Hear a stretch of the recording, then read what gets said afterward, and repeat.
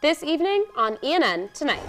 Doing homework and taking quizzes at Elon is about to look different. Why the school is swapping Moodle for Canvas and what students are saying about the big change. A community comes together to honor a victim of a lynching. How a powerful vigil is keeping his story and history alive. All of our children, all of our folks here locally and broadly should know about racial terror lynching. Black history takes center court as Elon's women's basketball played Campbell University. How the night celebrated culture, community, and how the game ended. Stay tuned for more on Elon Sports. Those stories and more. ENN Tonight starts now.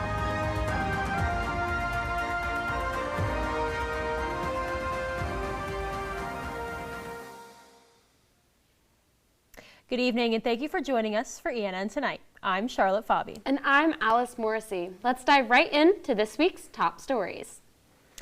The numbers came out today and enrollment has dropped.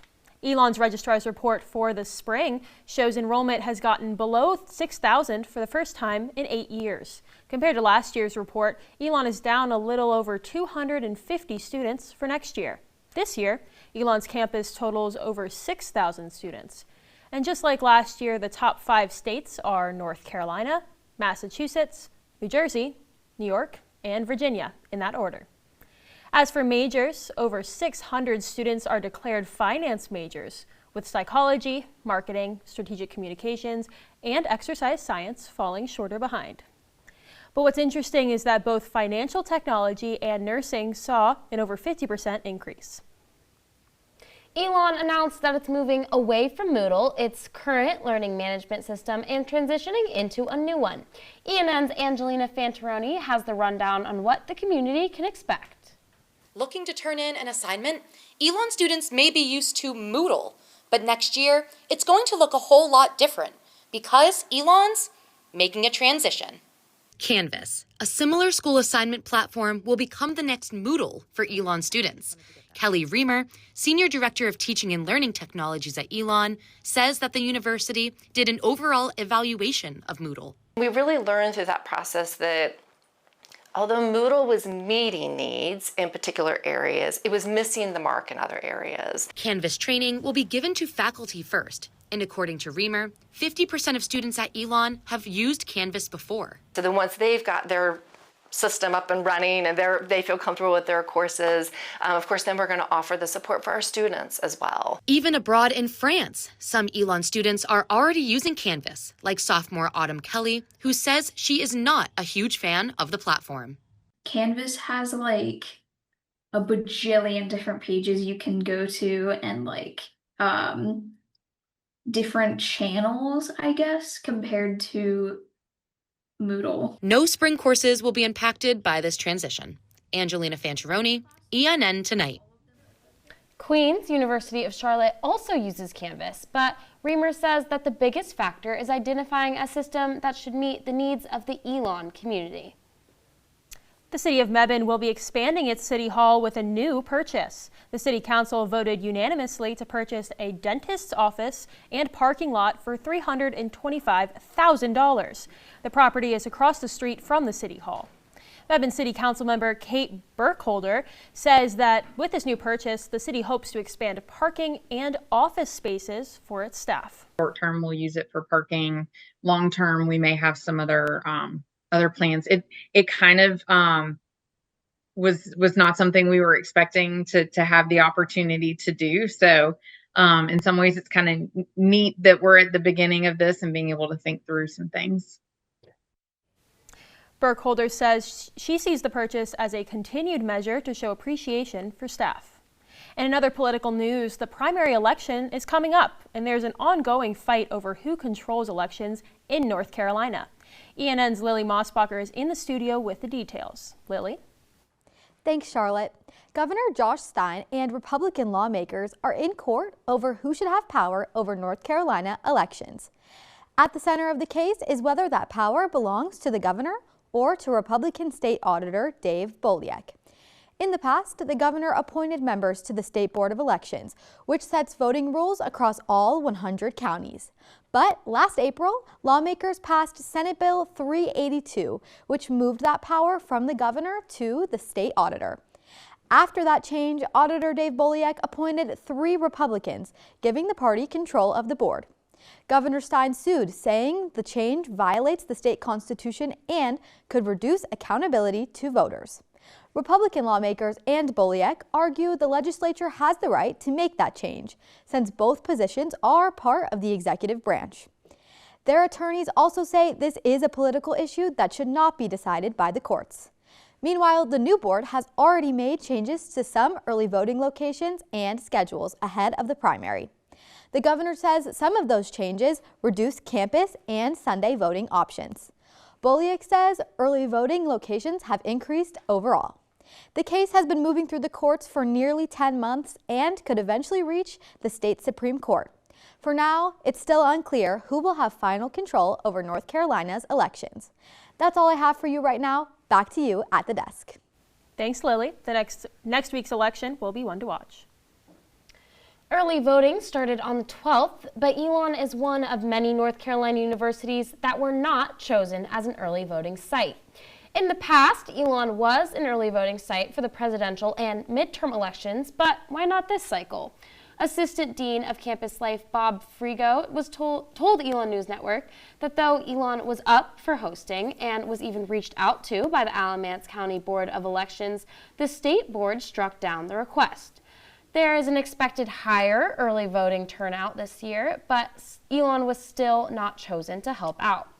Frigo wrote that he was disappointed Elon wasn't selected as a polling place, and some students at other universities that were not chosen sued the State Board of Elections over the issue because they say it's important for students to also vote.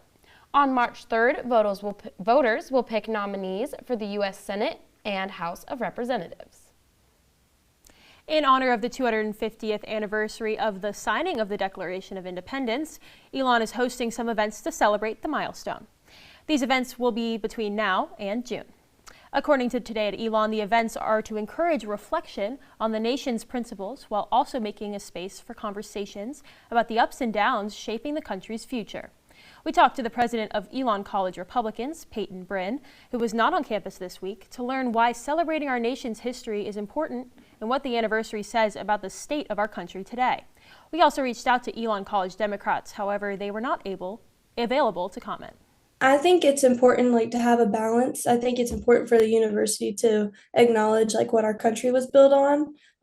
I think it's important to have open dialogue, even if you disagree with each other. You just can't silence each other. The next event is a Women's History Month luncheon on March 10th. This will have representatives from the Charlotte Hawkins Brown Museum. An annual event that remembers Alamance history, a vigil for lynching victim Wyatt Outlaw. Our Anjolina Fantaroni has the importance behind his legacy. The vigil started with a prayer. We say that Black lives stolen by violence will be remembered with dignity. And continued with a song. Sweet chariot, coming for the carrying home. This year, co-author of his book about Outlaw's life in Graham, Sylvester Allen Jr., shared passages with the crowd. He says the vigil brings much-needed awareness. There's been so much turmoil and civil unrest that a story like Wyatt Outlaw really puts things into perspective.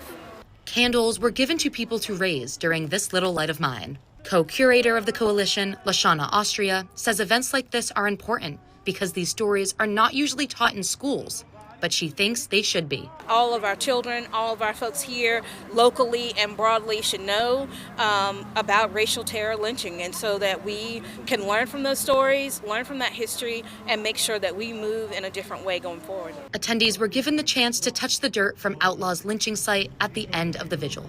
Anjolina Fantaroni, ENN Tonight. Allen Jr.'s book is available at the Alamance County Cultural Arts and History Center. And flying in after the break, Jet Zero is coming to the Piedmont Triad. Hear from CEO Tom O'Leary and his message to Elon University students. It was looking pretty chilly today. Let's see what the rest of tonight is looking like after the break.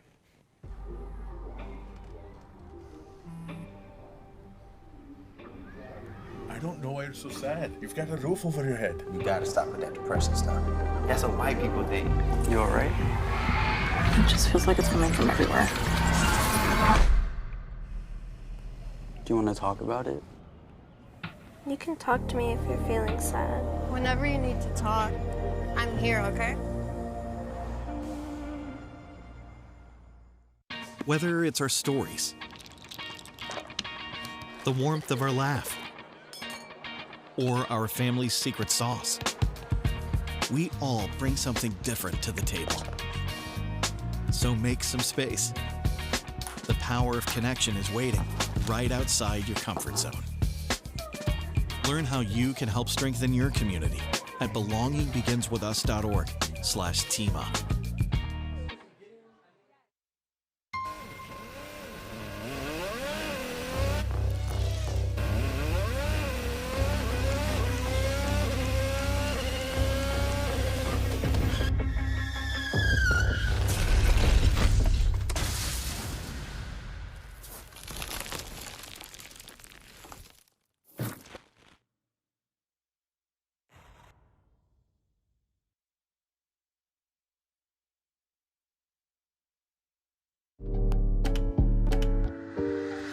There's only one thing that will save somebody's life, and that is naloxone nasal spray. Get 911 on the phone, get the emergency responses there on their way.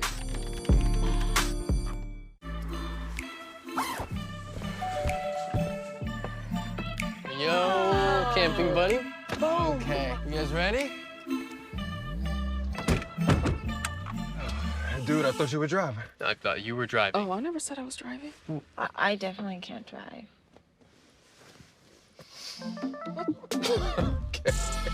If you're high, just don't drive.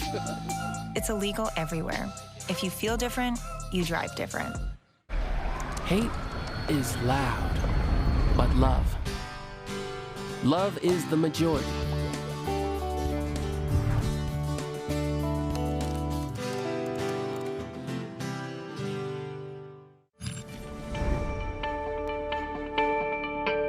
Welcome back. It was pretty cold today and I had to pull out my jacket. Our Mackenzie Cruz is in the studio with tonight's evening weather. Mackenzie, what's it looking like for the rest of tonight? Thanks, Charlotte. After a very cold and windy Monday, we're looking at an even colder evening. Now for tonight's forecast. The sun will set at 6:07 p.m. and at 7 p.m. there will be a high of 35 and partly cloudy skies. At 9, a high of 32, and at 11, a high of 29. The clouds and high winds will continue throughout the night, making it feel about 15 degrees colder, so make sure you bundle up. That's all I have for you tonight. Back to you guys at the desk. Thanks, Mackenzie. She'll be back after next break for a look into the forecast for the rest of the week. Former Assistant Director of Community Partnerships, Sarah Beth Hardley, will be taking on a new role as Director of Community Partnerships. Hardley will continue her current responsibilities at the Cronulla Center for Civic Life, but she'll also help faculty merge community engagement into their courses and work on partnering with nonprofits, local schools, and businesses. Hardley will begin her new role next Sunday. A new aircraft manufacturing facility for Jet Zero, an aerospace company, is coming to Piedmont Triad Airport. Jet Zero's goal is to create planes that are more efficient. The company has partnered with some big names like NASA, Delta Airlines, and they also won a grant from the United States Air Force. The co-founder and CEO of Jet Zero, Tom O'Leary, visited campus to talk to Elon's students. I sat down with him to ask about the plans for the PTI facility and what advice he has for college students. Let's take a look at part of this interview. You announced that you would be building your first manufacturing facility here in North Carolina in Greensboro at the Piedmont Triad Airport. What were the key factors in that decision, and how do you see this, benefiting Jet Zero? Well, that team and their partnership ability. So it was Josh Stein and Lee Lilly who runs his, who runs the economic development there, and there were a host of other folks that were involved. And they really inspired us about North Carolina being this really, great place to build a business. And we looked at all the factors, and one of them was, of course, what is the caliber of the educational system that surrounds the area. So obviously there's great universities here, and we really like that. Here at Elon, there's students that are doing the same thing that you're doing and might want to go into aerospace, but they're not studying that. What advice do you have for them or about wanting to build a career? Be confident in the quality of your liberal arts education. You have a tremendous advantage. And I would urge anyone at Elon to be super confident, because as we go forward into a world of AI, you have people spending a lot on their very hyper-specialized degrees, and I just see the value of that. I'm long on liberal arts, and I'm a short seller on hyper-specialized college degrees. Governor Stein says that 14,000 jobs will be added from the new facility. And for the full interview with the CEO of JetZero, visit our YouTube channel, Elon News Network. Starting next fall, Elon's external study abroad fee will have a new price. The price went down by over $1,000, making the new total $3,500. In an email to faculty and staff, Dean of Global Education Nick Gozick says that this new price is due to the rise in tuition. Gozick's email says, in the past, if the program's cost was less than Elon's published tuition, there was a refund for the difference in costs. Gozick says that this refund was taken away because the university usually covers scholarships and other supports for students. So, if the overall price goes down, they won't have to give out this refund. Coming up after the break, the Elon Phoenix take the court in all black for a powerful Black History Month celebration. How the night brought together basketball, culture, and community. Elon's Student Union Board is bringing students together one game at a time. How these weekend game nights are creating community after the break. I don't think that many kids in my son's school even do it. He makes fun of his friend who vapes. He would never try it. She's into soccer. She's on the honor roll. She's just not the type. No way. No way. No way. No way, my kid would never vape. Get your head out of the cloud. Today, nearly 8,000 kids will start vaping. Maybe even yours. Learn about the dangers at talkaboutvaping.org.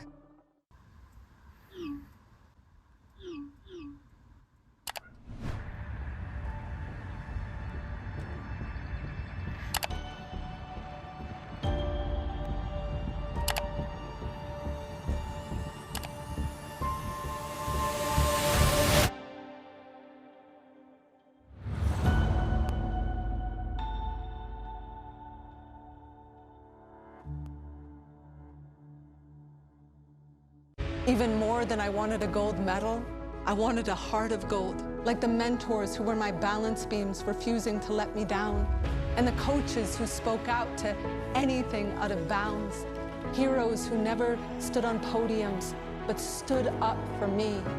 Every shot I made, give the assist to those who since my youth were referees, ready to blow the whistle and end abuse. I rescued Toast from a shelter in 2011. I love Toast because she's a lazy diva. Toast does whatever she wants, obviously. She's sleeping right now. She's an epic snuggler. She's so comforting. She's so loving. Toast makes me laugh. When I walked into the shelter, I knew right then that she was special.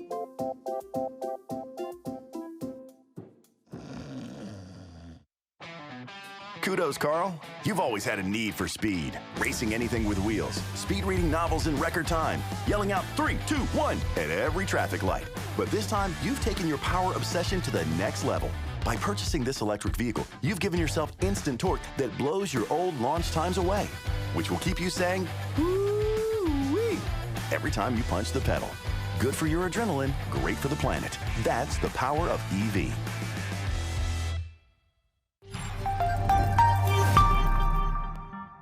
Welcome back, and thanks for joining us. I'm Charlotte Pfabe. And I'm Alice Morrissey. Elon women's basketball celebrated Black History Month in more than one way Friday night. All while blending culture, community, and competition at Schar Center against Campbell University. ENN's Kathan Gandhi has more on how the game went.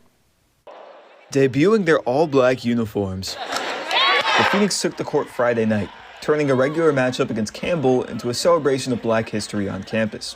Elon Black student organizations like the Black Student Union and several Divine Nine groups were in attendance, highlighting their impact across campus. The night opened with the performance by Elon's a cappella group, the Melanated Melodies. Women's basketball followed by raising their fists during the national anthem. On the court, Elon came out hot, shooting 82% in the first quarter. Campbell closed the gap, but Elon held the lead thanks to 16 points from sophomore LeMay Corbett. Head coach Charlotte Smith says it was an important night for fans and players. We've talked about Black History Month for the whole entire month. I feel like it's important for me as an African-American coach to make sure that our players understand culture, whether you're Black, whether you're white, because Black history is American history. Smith also honored civil rights leader Jesse Jackson, emphasizing representation and identity throughout the event. Elon closed the night with a 68-54 win over Campbell. They improved to 12-13 on the season, carrying both momentum and meaning into the rest of the season. Kathan, Gandhi, ENN Tonight. Elon then played Northeastern on Sunday, winning 70-57. They next play Hofstra on February 27th. As the planning of the Elon-Queens merger continues, another interesting angle. Olympic athlete Mystique Rowe. Rowe was Team USA's head athlete in the Olympic women's skeleton event, coming a long way from her time at Queens University. Rowe competed in track and field for Queens from 2012 to 2016. She was invited to USA's bobsled team, bobsled and rookie camp soon after, pivoting full-time to skeleton. She made her World Luge debut in 2023. In 2025, she became the first American woman to medal at the Luge World Championships in 12 years, earning silver. She made her Olympic debut this year in the Winter Games. Rowe placed 15th in women's skeleton and 7th in the mixed competition. Queens President Jesse Curtin said, "Watching Rowe compete was a profoundly proud moment for the entire Queens community." Elon President Connie Book has stated that the two schools' programs will continue to operate separately. Elon Athletics declined ENN's request for comment, and Rowe did not respond to our request for comment. Elon Student Union Board hosts game nights throughout the year, and these events are a place where all are welcome to play games, enjoy snacks, listen to music, and relax. Though the turnout was light this weekend, Sub says it aims to build an inclusive space and a way for students to meet new people. Sub board member and Elon freshman Tatiana Lorich says she loves being a part of the organization and giving back to her community.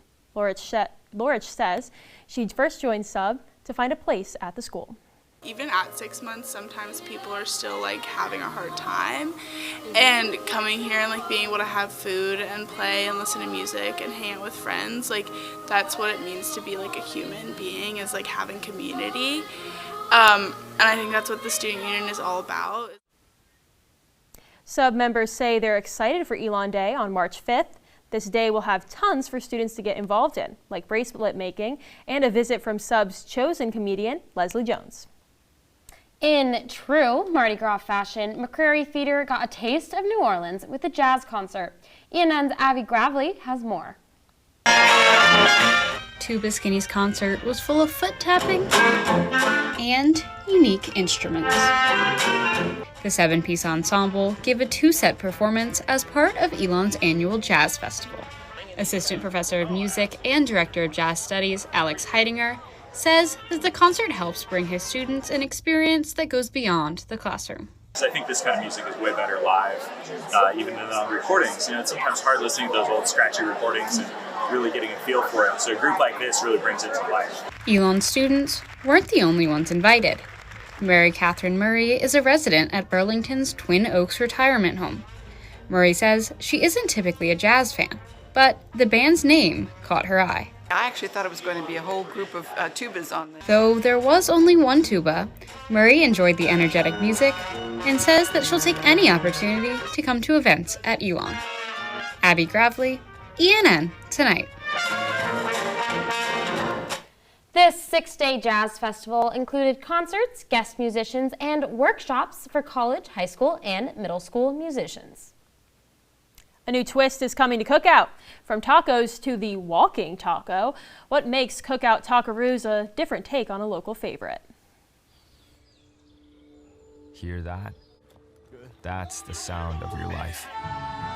Perfectly imperfect. But every time you drive after drinking, the music gets drowned out. Your life sounds pretty great. Don't let a buzz ruin it. Buzzed driving is drunk driving. Don't drive buzzed. In 4 days. There was an old woman who lived in a shoe. She had so many children. She didn't know what to do.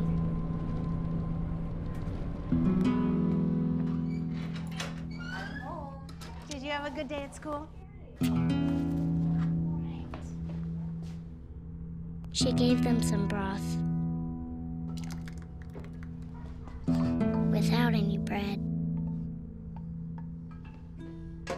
There you go.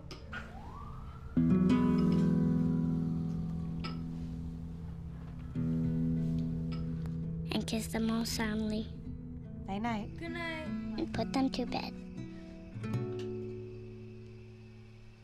Hunger is a story we can end. End it at feedingamerica.org. Women are bad with money. That's what the world's been saying for centuries. But now we've got something to say. Save it.